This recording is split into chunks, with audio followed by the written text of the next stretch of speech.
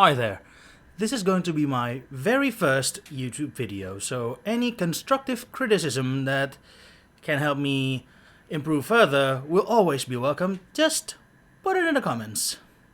And with that, on to the video. I am going to start the video with this specific sentence in mind. Persona 3 needed a remaster badly. Not exactly a remake. I'm going to try explaining why. Why not a remake though? Well, remaking Persona 3 is cool and all, but praying for a proper remaster is already huffing on hopium. And now every time I see the rumors about old Persona games going to get a re-release, all I can show you is what Hawkeye said himself in Avengers Endgame. Don't give me hope. Alright, I just want to make this clear. Yes, I know about the Persona Games announcement during the Summer Games Fest. I wrote the script months before Summer Games Fest was even considered. Nevertheless, this was my mistake, and I'll try to be better by not taking too long to edit the video. A remaster where all the good stuff from Persona 3 Fest and Persona 3 Portable is properly added in one singular package, including the quality of life improvements, is already enough for me. And also, Persona 4 on Steam can also be called a re-release, or a port if you want to call it that, with features that makes it better on PC. Nothing got remastered for that matter. Part 1. Comparing Persona 3 Festival with Persona 3 Portable. Going forward, Persona 3 Festival will be referred as P3F and Persona 3 Portable will be referred as P3P. To put it simply, Persona 3 has two different versions with some jarring differences. That alone should be a cause for concern if we're talking about re-releasing Persona 3, be it on current consoles or perhaps a potential PC release. The two versions being Persona 3 Festival, which was released right after Persona 3, the original one, and Persona 3 Portable, which was released after Persona 4. So let's break down some of the differences between P3F and P3P, shall we? P3P added a female protagonist, which is always a cool new perspective.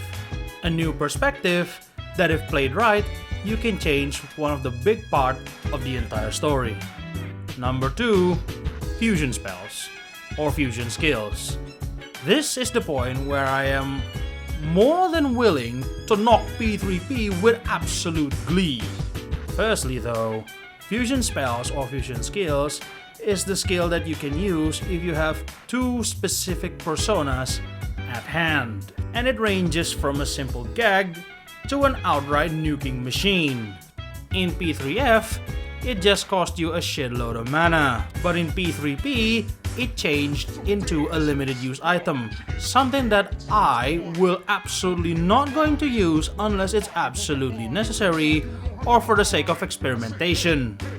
Number 3. P3P feels a lot slower to me for some reason compared to P3F, so I never finished that game on the account of boredom. Because by the time I tried P3P, I have finished P3F like 3 times. So I think it's justifiable that I am already bored of the entire damn thing. This, along with the previous point, is where I would like to give P3F a win. But these next 2 points, I'm going to dedicate only for P3P winnings. Okay, this one is purely my mistake. I forgot to talk about one of the big wins that P3F has over P3P, which is The Answer, a mode where you play as Aegis as a straight continuation from the Journey story. I will be better next time by being a bit more thorough before recording. Before I continue on, I would like to put a spoiler alert, so consider this your warning. So the ending of Persona 3, well, the true ending at least, that is March 5th, you can experience it in a different way if you are playing the P3P version. That is to say that you can spend the day with your chosen girl or chosen boy if you manage to land a date on that particular character. And in P3F, there's only one way of experiencing that ending. And to me, the difference is so big that one of the scenes can be used to explain what the hell happened in Persona 3 The Answer, or at the very least explain why a certain character acted in a certain way. And for those who are not interested in The Answer, it is still a good way to end things, like you are rewarded for your devotion to a certain character. My choice will always be Mitsuru, but Yukari is not a bad pick at all. And before you knock me because I did not finish the game, well, YouTube has all the archive I need. So, yeah. All the more reason why I want a Persona 3 Remaster. Number 5, and I think this is the point where P3P win big time if we compare it to P3F, direct party control. Now before I continue, I need to give it a little bit of a context first.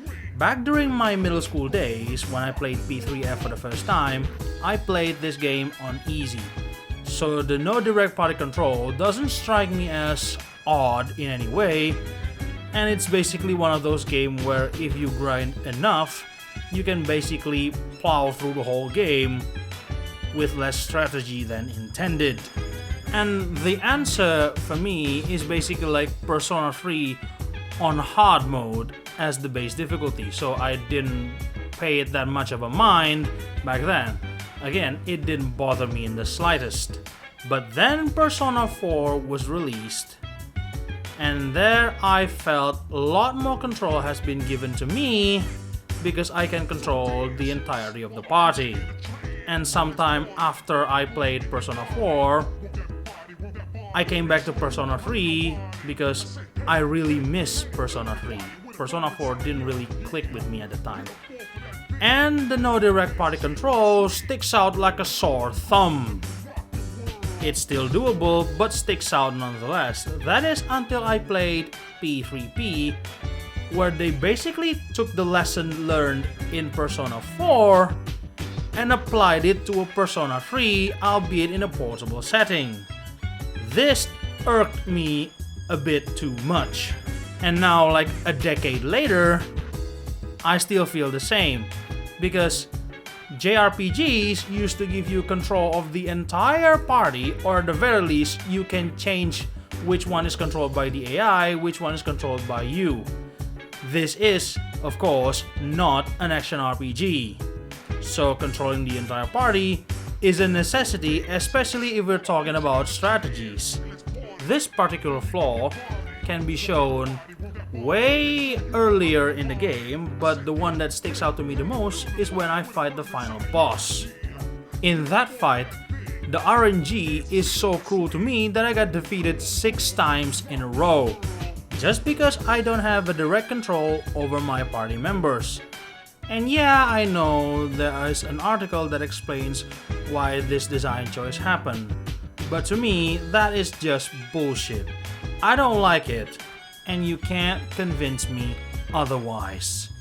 There are more differences that I can try to get into detail for, but these 5 massive differences are more than enough to be used as examples, and perhaps the strongest argument as to why a remaster with all the good things from P3P and P3F packed into one package is the right way to go, instead of just re-releasing P3F on PC like what they did with Persona 4 Golden. And God forbid the P3F on PC got the same treatment as Shin Megami Tensei 3 Nocturne HD Remaster.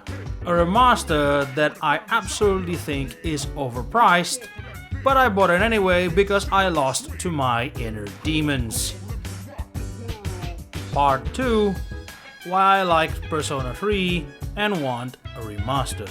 Now this is basically on a personal level and not that much on mechanics like the previous part. Now compared to Persona 4, back then Persona 4 did not give me the hook to the Persona series at all. That throne still goes to Persona 3. After all, it's my very first Persona game, and so the first will always have a special place in my heart.